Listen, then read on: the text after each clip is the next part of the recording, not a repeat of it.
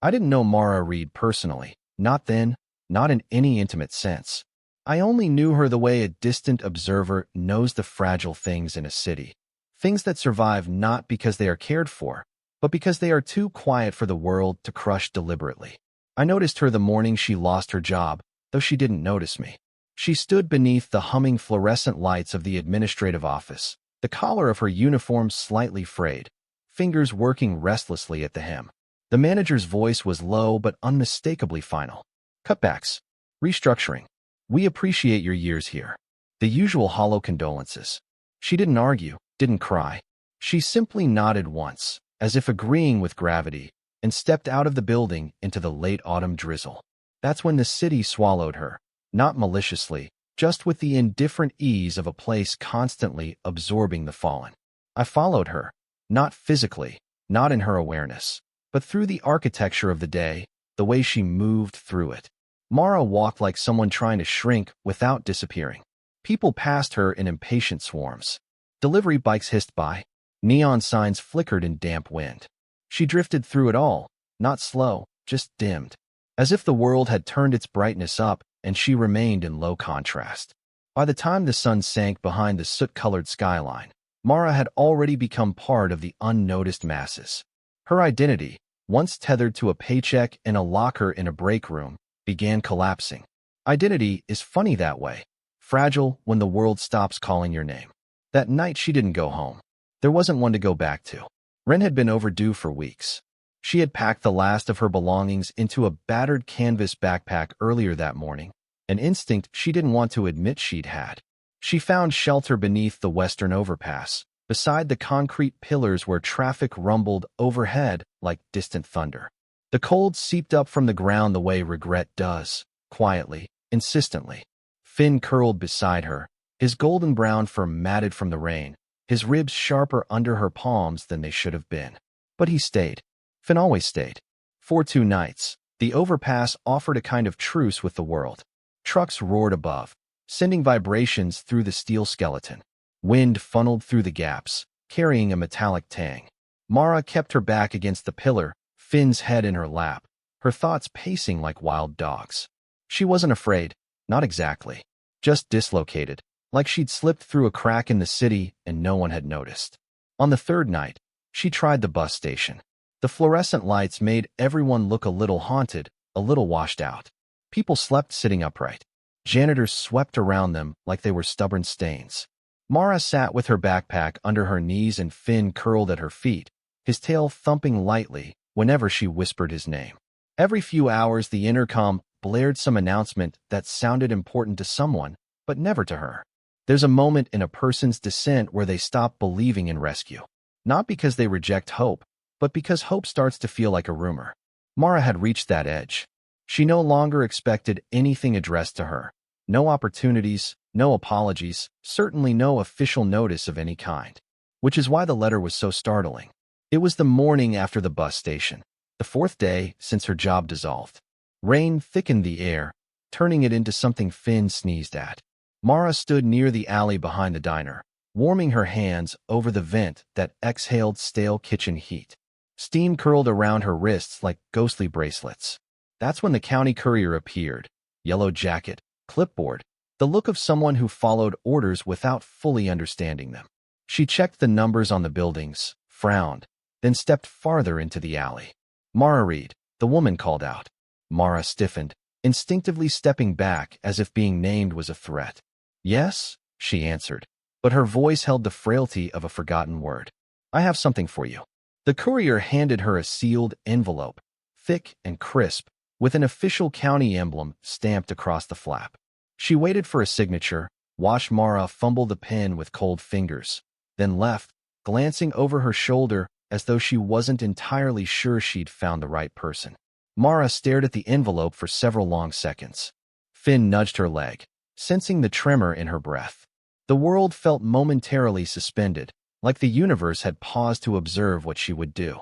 I wish I could say she tore it open dramatically, but the truth is quieter.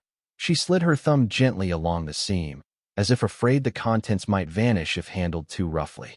Inside lay a single-page letter, white, sharp-edged, smelling faintly of toner.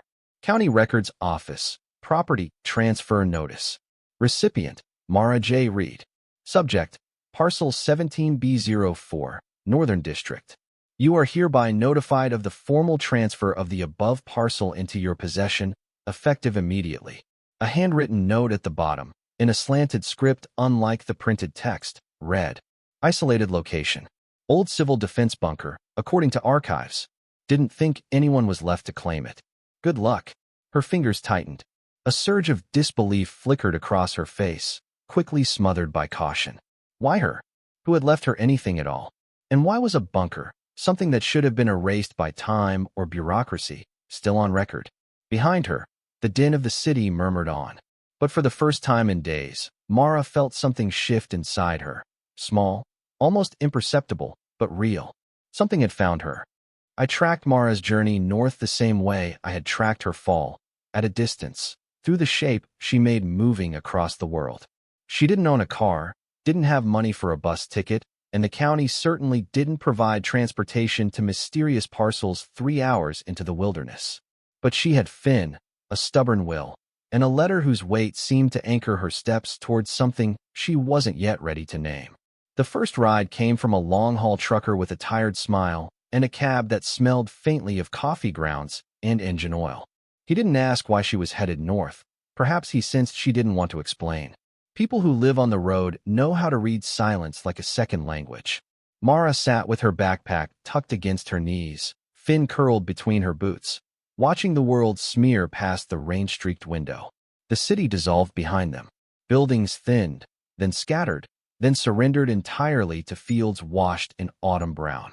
Rain softened from relentless sheets to stray threads drifting across the glass. Each mile lifted a little weight from Mara's shoulders, but never fully. Fear doesn't leave all at once. It loosens in increments, giving way to something like hope only when exhaustion demands it. 2 more rides brought her deeper into northern country. A retired couple in a faded blue sedan.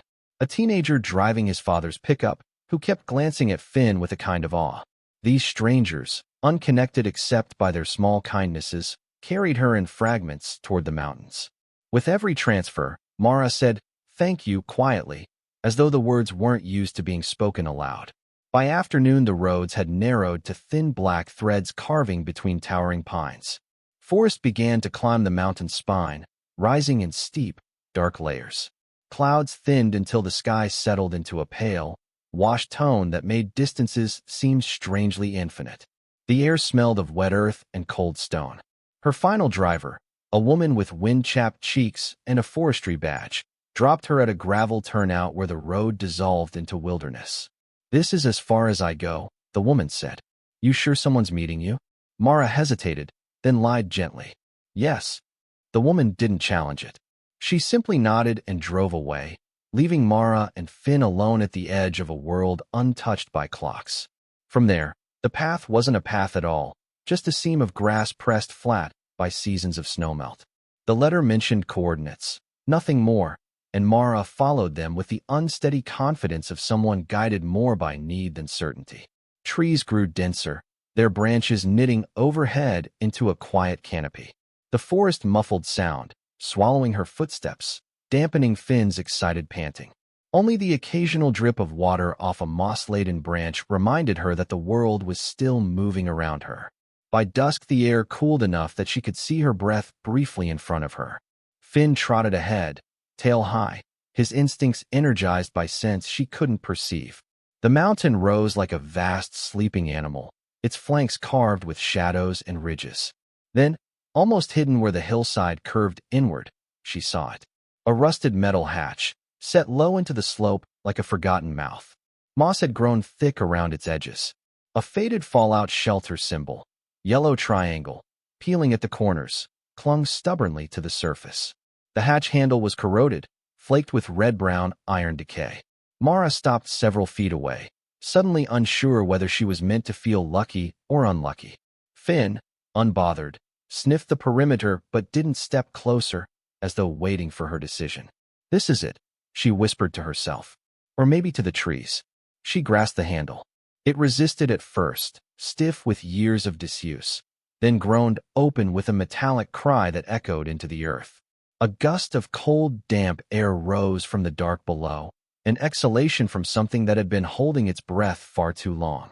Stairs descended into shadow, carved directly into the mountain's belly. Each one glistened faintly with moisture. A thin line of water dripped steadily from an unseen pipe, tapping like a slow metronome. She clicked on the small flashlight she kept in her pack.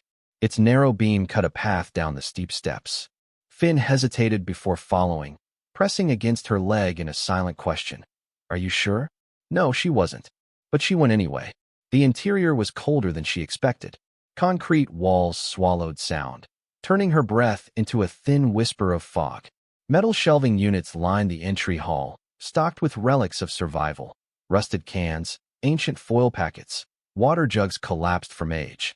Some shelves bore chalked dates, faint white smudges reading 1984, 1992, and one nearly erased marking that looked like 2007.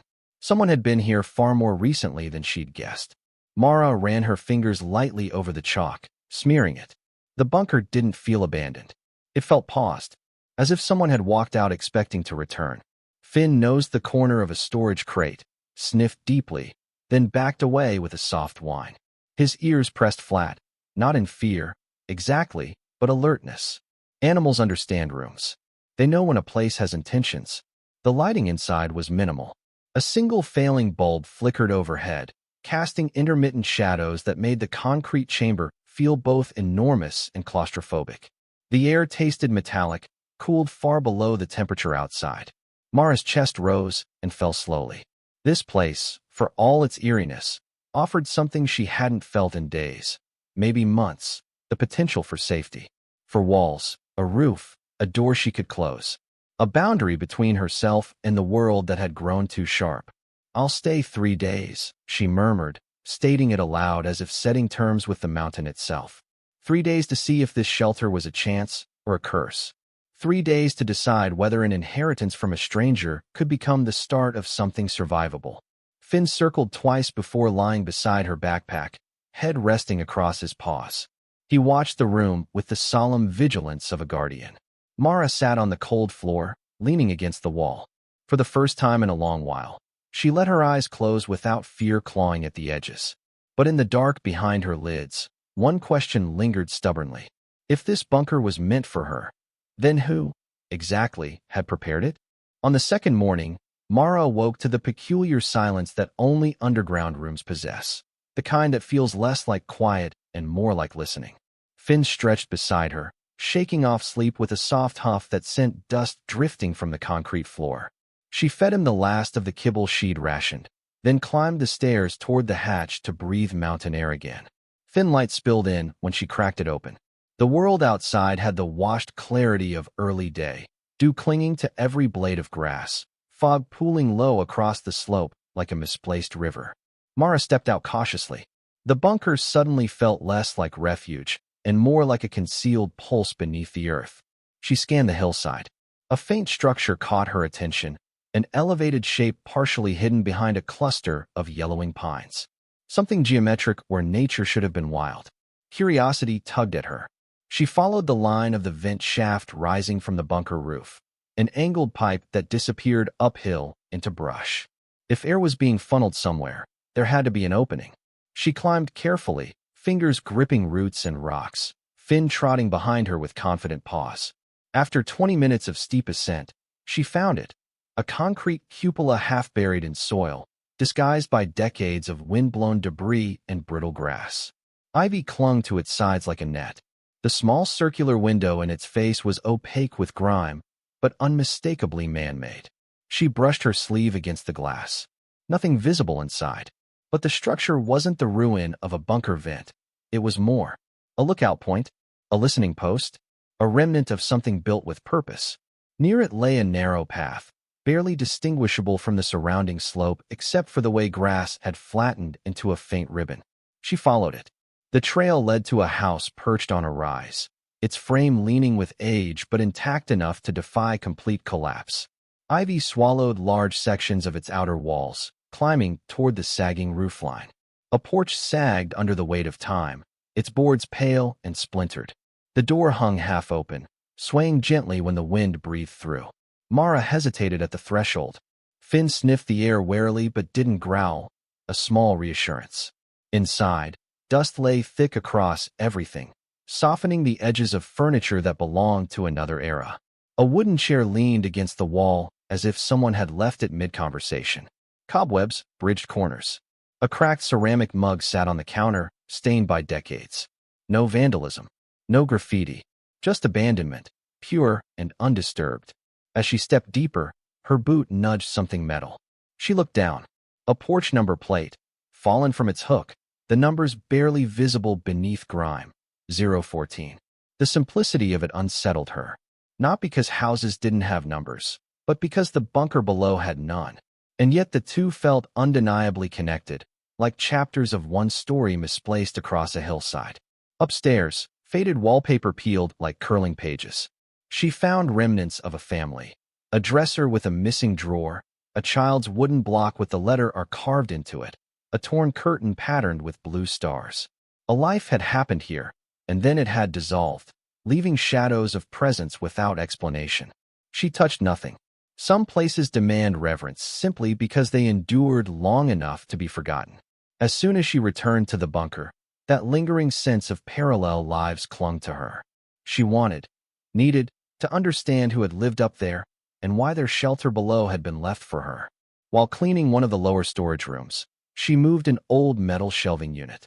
It screeched against the concrete, revealing a rectangular outline in the wall, subtle, but there. A seam. Finn barked once, sharply, as if urging her on. She pressed her palm against the panel. It gave with unexpected ease, swinging inward like a disguised hatch. Cold air released from the cavity, carrying the scent of aged paper and machine oil. Inside was a narrow compartment no bigger than a closet. A single wooden box sat at the center, wrapped in oilcloth darkened by time. Beside it were several envelopes stacked neatly, each marked with a number in black ink. A stack of Polaroids. A thin ledger bound in cracking leather. A blueprint rolled tightly and secured with twine. And at the front, a small tape recorder with a label written in unsteady handwriting. "Play me first." Her fingers shook as she lifted the recorder. She wasn't sure if she was intruding on a stranger's secrets or fulfilling a responsibility she never asked for. But the artifacts felt curated, not hidden out of shame, but preserved for someone specific. For her. Finn sat at her feet, tail still, ears forward, waiting for her to make sense of the moment.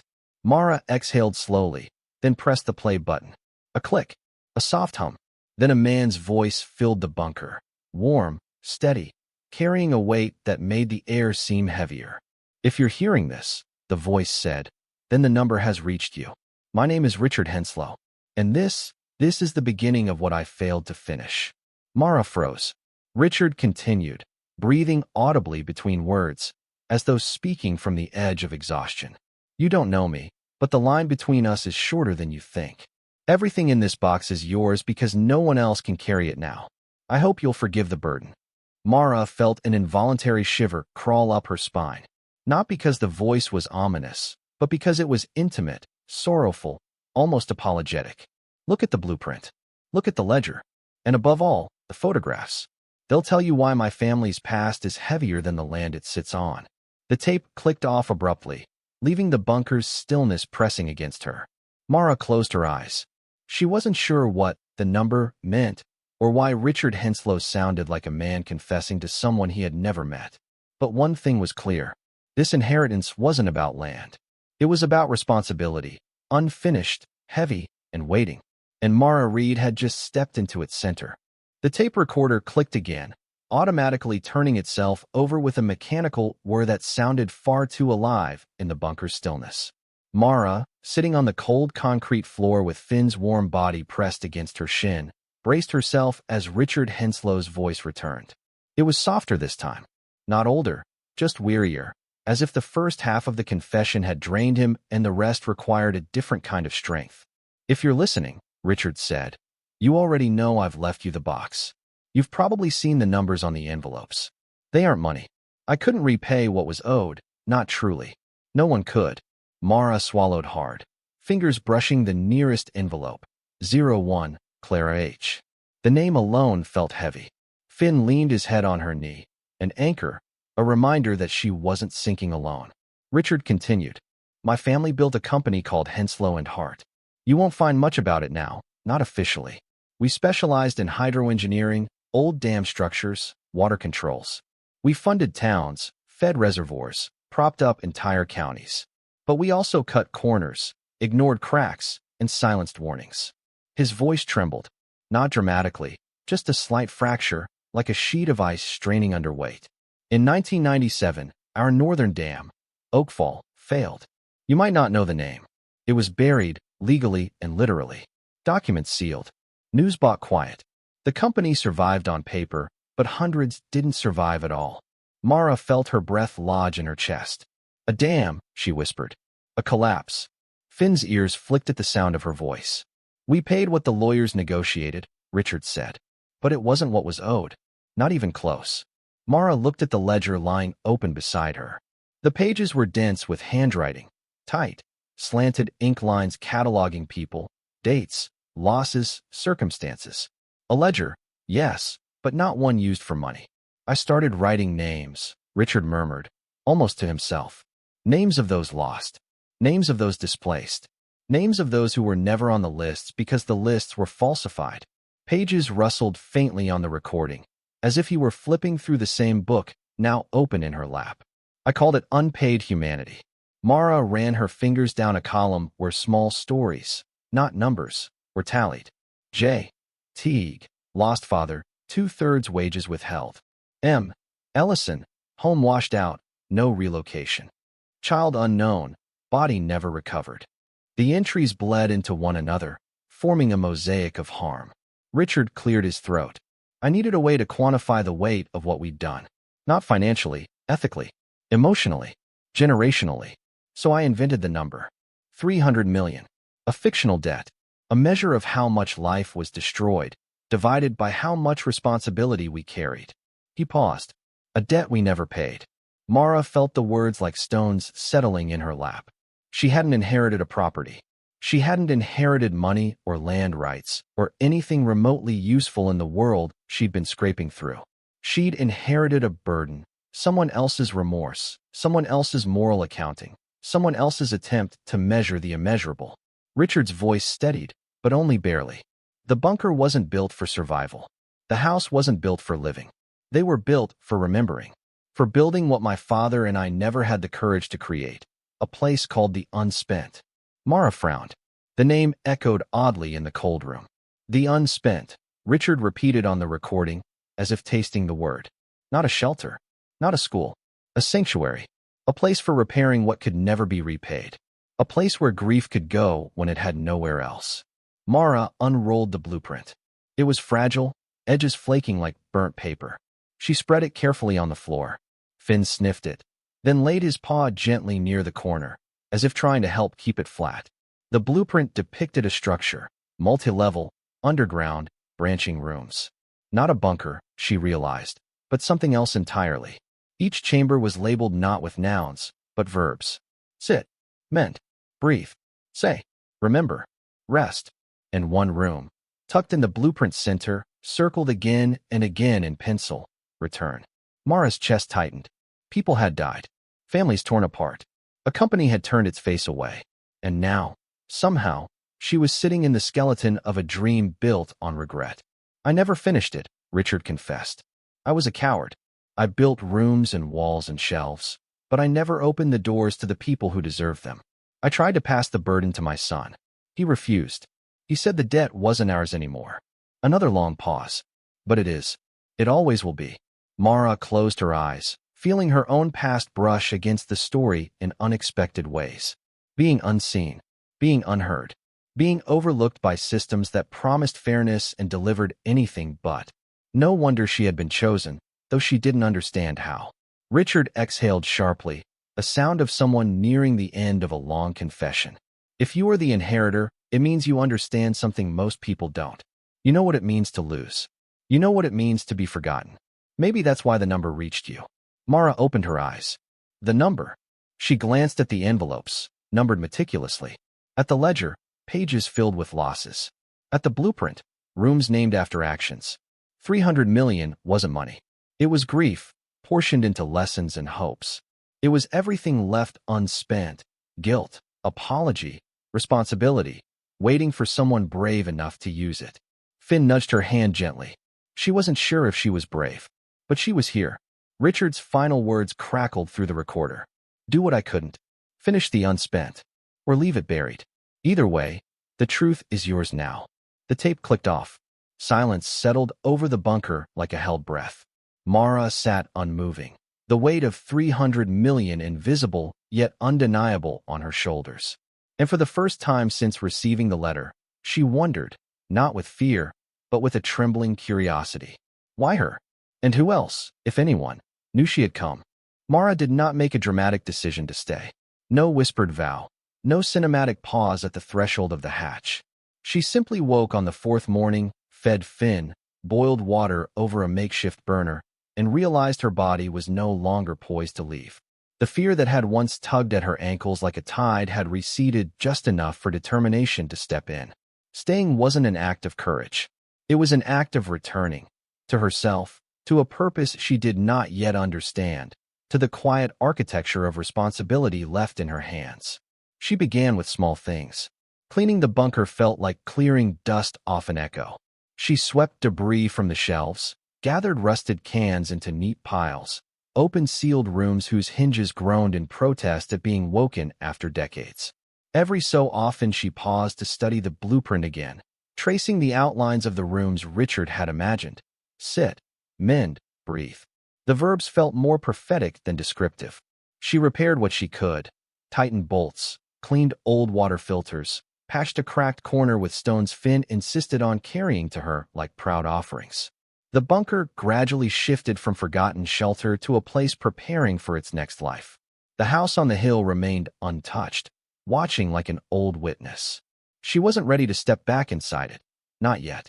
Her third week brought the first visitor. A forest ranger stumbled near the bunker entrance, clutching his ankle and muttering curses between breaths. Mara heard him before she saw him, branches snapping, Finn barking, then a heavy thud. She hurried to him, adrenaline carrying her through uncertainty.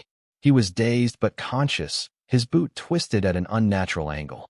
Didn't think anyone lived out here, he said between pained chuckles. I don't, Mara replied. Not really. She helped him down into the bunker, wrapped his ankle, gave him water, and kept him company while he rested. He left the next day, limping but grateful, leaving behind a coil of rope and a handwritten note. You help more than you know. 2 days later came the woman fleeing something. Mara never asked what. Exhaustion clung to her like fog. Her eyes darted at every shadow. Mara offered soup, a blanket, silence.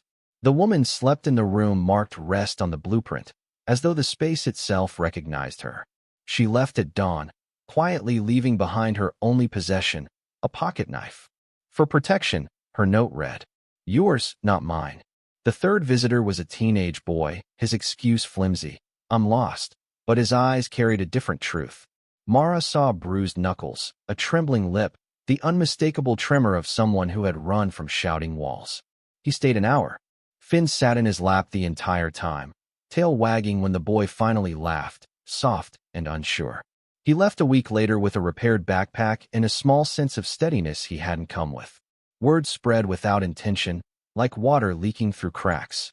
Those who came at first insisted their visits were coincidence. A retired electrician passing through. A woman who just needed air. A pair of hikers who heard there was shelter. Mara never advertised help, but help seemed to find her anyway. The electrician stayed longest. He fixed the flickering bulbs, rewired the old panels, and left Mara with a working generator and a quiet smile. You've got a good thing starting here, he said before leaving. Don't let the mountain swallow it. By the second month, people began arriving not by accident, but on purpose. Each one brought something: tools, lumber scraps, jars of preserves, a bundle of blankets, a hammer, a handful of nails, even a dog toy for Finn, who accepted it with the reverence of a royal decree. A volunteer carpenter helped replace the warped shelving. A nurse showed Mara how to set up a basic first aid area. Someone installed a proper water filter on the upper level. Someone else replaced the cracked hatch hinges. None of them stayed long, but all left a little steadier, a little repaired, as though the unspent was already living up to its name. The bunker began to transform, not into Richard's grand vision, but into something humbler and more human. People sat in the sit-room without knowing why it was called that. They cried quietly in the mend room without prompting. They slept deeply in rest. The verbs didn't need explanation. People carried their own meanings into them. Mara found herself becoming the center, not by authority, but by presence. The woman who once drifted unseen through a city now held gravity she had never known. She wasn't a leader. She wasn't a savior. She simply stayed, tended, listened. And people, for reasons none of them verbalized, needed that. Finn became beloved before Mara did. Children petted him, adults fed him scraps. Visitors hugged him as though he were a guarantee of gentleness. He moved through the bunker like its unofficial guardian, sensing fear, easing tension, choosing laps with uncanny precision. But as the community formed, so did questions. How did strangers know how to find her? Why did the ranger return twice to check in? Why did the electrician drop off lumber a month after swearing he lived 5 hours away? Word spreading was good, until it wasn't.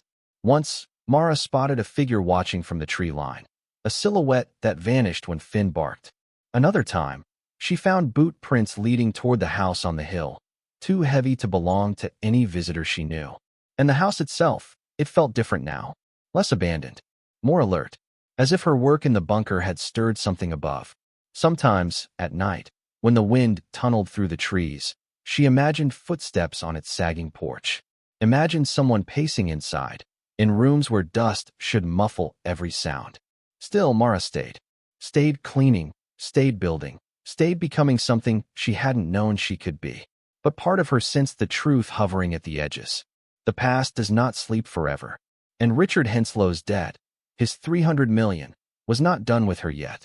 The morning the man arrived, the fog lay low enough to scrape its belly across the grass. Mara was outside sorting a crate of donated hinges. How strange that such things were now arriving regularly. When she heard the crunch of tires on gravel, a black sedan, glossy enough to look foreign in this landscape, rolled to a stop at the tree line. Finn backed up until he was beside her, small hand catching her sleeve. A man stepped out, dark suit, silver tie, polished shoes ruined by the mud within 3 steps. His expression flickered between irritation and something tauter, more cautious. "Mara Reed," he asked. She considered lying for half a breath, but that phase of her life felt like someone else's skin. "Yes. My name is Thomas Hale. I'm legal counsel for Henslow and Hart." He paused, scanning the battered hatch half buried in moss, the makeshift clothesline, the trail of boot prints from recent visitors. "We've received reports of unauthorized activity on this land. The corporation still holds title." Mara nodded once, steady. "Come inside." His eyebrows lifted. She wasn't sure whether in suspicion or surprise, but he followed as she opened the hatch. The bunker swallowed them in cool, quiet concrete. The generator hummed in the background. On the central table lay the wooden box, the envelopes, the ledgers, the blueprint, all arranged in a kind of reverent disorder. She gestured to the chair. Thomas didn't sit.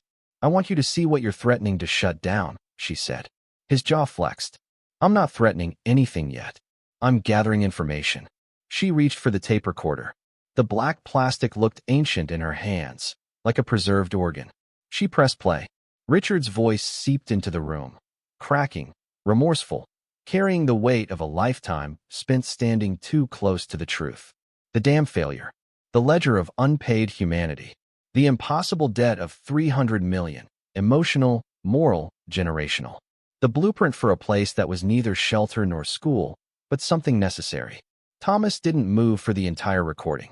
Finn sat on the floor nearby, stacking ration cans into tiny towers, as if he sensed the adult world vibrating with something heavy. When the tape clicked to an end, the bunker settled back into its natural silence. Thomas exhaled slowly. "I've heard stories, but nothing this detailed." He removed his glasses, pinching the bridge of his nose. "My father worked on that dam, you know, on the crew after the failure. The cleanup. He said the company lied to their own workers, too. Promised protection, delivered nothing." He looked around the room again, but this time with an expression that had shed its corporate polish. "You understand what you're doing here puts you at risk? Legally, financially. Henslow and Hart won't appreciate any implication of wrongdoing. Mara surprised herself with a small, tired smile. Then they can get in line with everyone else who didn't appreciate me. I've lived through worse than lawsuits. He almost smiled back. You're brave. No, she said. Just done running. Thomas stepped closer to the table, fingertips skimming the edge of the ledger without touching it.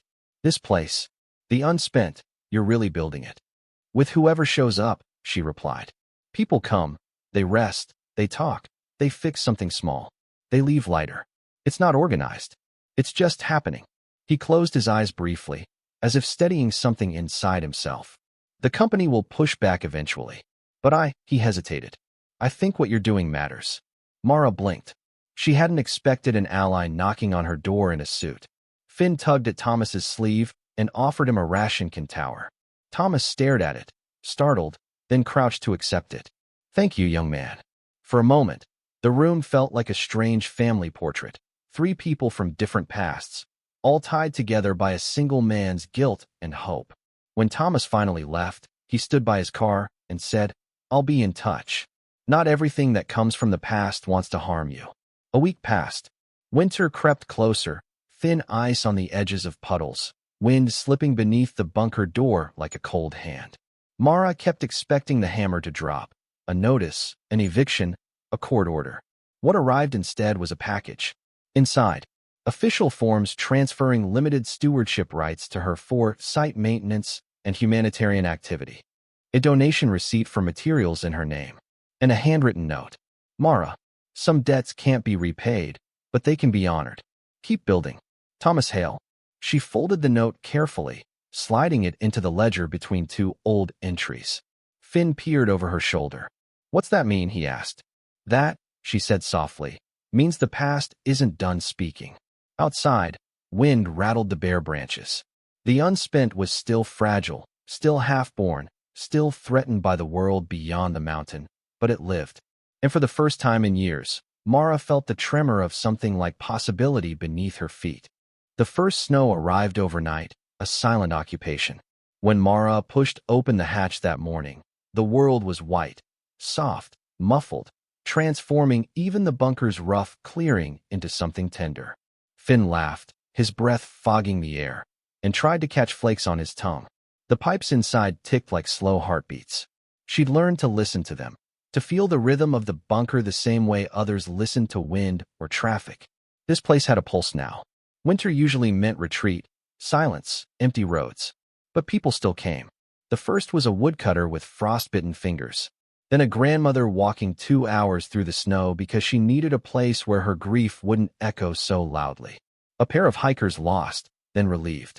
A man who said nothing at all but sat by the heater until the shaking in his hands stopped. Mara, without deciding to, began a new section in the old ledger. She titled it Returns. Not like debts, not like money, but like warmth arriving at the door. She recorded the small things. A woman who drank the whole cup of tea without crying. A teenage boy who joked again after weeks of silence. A pot of stew left outside the hatch with no note. Boot tracks leading away in the morning frost. Laughter drifting through the bunker like it had been waiting years to be let in. The ledger filled slowly, as snow layered the earth in patient folds. By the season's midpoint, Mara turned her attention back to the house on the hill. The wind had stolen half the roof, and ivy had eaten its grip into the wooden bones, but the structure still stood with a stubbornness she respected. She shoveled a narrow path up the slope, each visit a kind of communion. Inside, she swept dust thick enough to write a lifetime of initials on.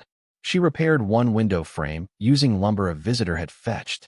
When sunlight finally poured through that opening, it felt like reclaiming a forgotten breath. She found the brass plate, 014, half buried near the porch, as if the ground had tried to swallow the number. She cleaned it with steel wool until it gleamed just enough to catch light. Was it a house number? A code? A marker for something she hadn't uncovered yet? The mountain held its secrets tightly. One afternoon, a young girl named Suri arrived with her mother. The girl carried a shoebox, taped crookedly, decorated with stickers peeling at the corners. She clutched it like it was too heavy and too light all at once. It was my grandfather's, she said, offering it to Mara. He worked this land. He said someone would make use of these one day. Inside the box were small keepsakes, rusty nails, a folded map, a ring of old keys, a photo of a man standing near the house on the hill with a dog at his ankles. On the back, in pencil, 014, start here. A shiver fluttered up Mara's arms. Start here. Start what? She thanked the girl and placed the shoebox near the blueprint in the bunker, where it felt like another puzzle piece sliding into place. As the days shortened, Mara began hanging the Polaroids she'd found in the wooden box.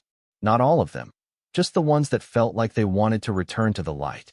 She pinned them along the new window in the house. Faces of strangers, families, workers, landscapes from decades past.